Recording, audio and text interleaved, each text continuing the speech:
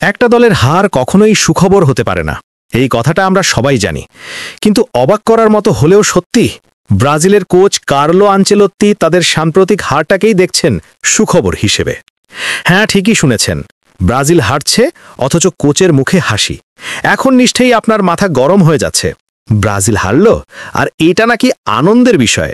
একটু ধৈর্য ধরুন দর্শক, পুরোটা শুনুন, তারপর বুঝবেন কেন এই হারটাই আসলে আগামী দিনে ব্রাজিলের জন্য আশীর্বাদ হতে পারে। জাপানের বিপক্ষে সাম্প্রতিক ফ্রেন্ডলি ম্যাচে ব্রাজিল ৩-২ গোলে হেরেছে।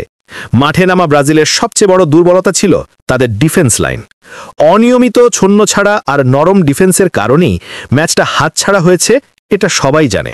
কিন্তু প্রশ্ন হলো, এমন ভঙ্গুর ডিফেন্স নিয়ে ব্রাজিল মাঠে নামবে, এটা কি কার্লো আনচেলত্তির ভুল নাকি ইচ্ছাকৃত পরিকল্পনা?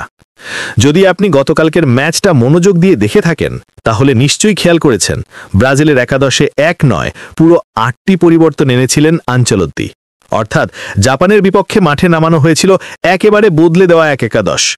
অনেকেই হয়তো অবাক হয়েছেন, কিন্তু এর পেছনে রয়েছে একদম স্পষ্ট কারণ।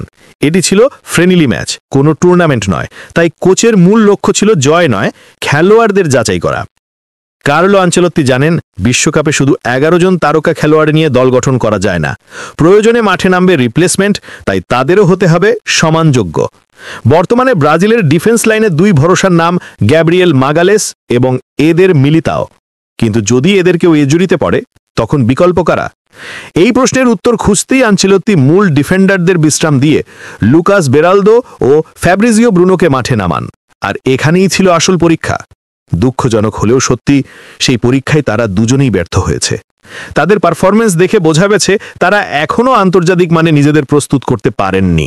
ফলাফল, ব্রাজিল হেরেছে, কিন্তু আনচেলত্তি পেয়েছেন সবচেয়ে মূল্যবান জিনিস, তার দলের দুর্বলতা সম্পর্কে পরিষ্কার ধারণা। এখন তিনি জানেন, ফ্যাব্রিজিও ব্রুনোর মতো খেলোয়াড় হয়তো বিশ্বকাপের মূল স্কোয়াডে জায়গা পাওয়ার মতো প্রস্তুত নন। আসন্ন কয়েকটি ফ্রেন্ডলি ম্যাচে ব্রাজিল আবারও মাঠে নামবে, আর সেখানেও আমরা দেখব নতুন নতুন মুখ।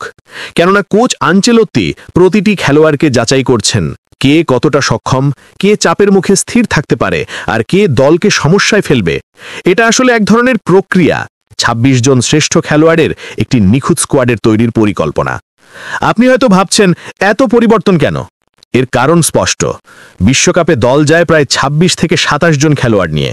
সেক্ষেত্রে শুধু ১১ জন তারকার ওপর নির্ভর করে দল গঠন করা সম্ভব নয়। প্রতিটি পজিশনে থাকতে হবে নির্ভরযোগ্য বিকল্প। তাই আজ ব্রাজিল হারলেও কাল হয়তো তারা আরও শক্তিশালী স্কোয়াড নিয়ে নামবে, যেটি বিশ্বকাপে হবে অপরাজেয়। এটা ভাবুন তো, যদি কার্লো আনচেলত্তি এই ফ্রেন্ডলি ম্যাচে ফ্যাব্রিজিও ব্রুনোকে মাঠে না নামাতেন, তাহলে তিনি হয়তো বিনা যাচাইয়েই বিশ্বকাপের স্কোয়াডে জুতে যেতেন। তখন যদি এমনই দুর্বল পারফরমেন্স দিতেন বিশ্বকাপের মতো বড় মঞ্চে, সেটা কি আরো বড় বিপর্যয় হতো না? এখন অন্তত কোচ জানেন কে যোগ্য কে লয়, আর এই উপলব্ধিটাই ব্রাজিলের জন্য এক প্রকার আশীর্বাদ। আনচেলত্তি হচ্ছেন অভিজ্ঞ এক কৌশলী কোচ। তিনি জানেন, বিশ্বকাপ জিততে হলে শুধু তারকা প্লেয়ার দিয়ে হবে না, লাগবে একটি ভারসাম্যপূর্ণ গভীর স্কোয়াড। তাই তিনি একের পর এক ফ্রেন্ডলি ম্যাচে নতুন মুখ এনে যাচ্ছেন, তাদের পারফরমেন্স পরীক্ষা করছেন, ব্যর্থদের ছেঁটে ফেলছেন। এই প্রক্রিয়ার মধ্যে দিয়েই তৈরি হবে আসল ব্রাজিল, যে ব্রাজিল বিশ্বকাপে নামবে জয়ের অদম্য মানসিকতা নিয়ে। তাই যারা এখনকার এই হার দেখে রেগে যাচ্ছেন, তাদের জন্য একটাই কথা, এটা কোনো ব্যর্থতা নয়, এটা শেখার প্রক্রিয়া। এই হারের ভেতরেই লুকিয়ে আছে আগামী দিনের সাফল্যের ভিত্তি। কার্লো আনচেলত্তি জানেন তিনি কি করছেন, আর এই হারের মধ্যেই তিনি খুঁজে পাচ্ছেন জয়ের রূপরেখা। সুতরাং ব্রাজিল ফ্যানরা, মাথা ঠান্ডা রাখুন।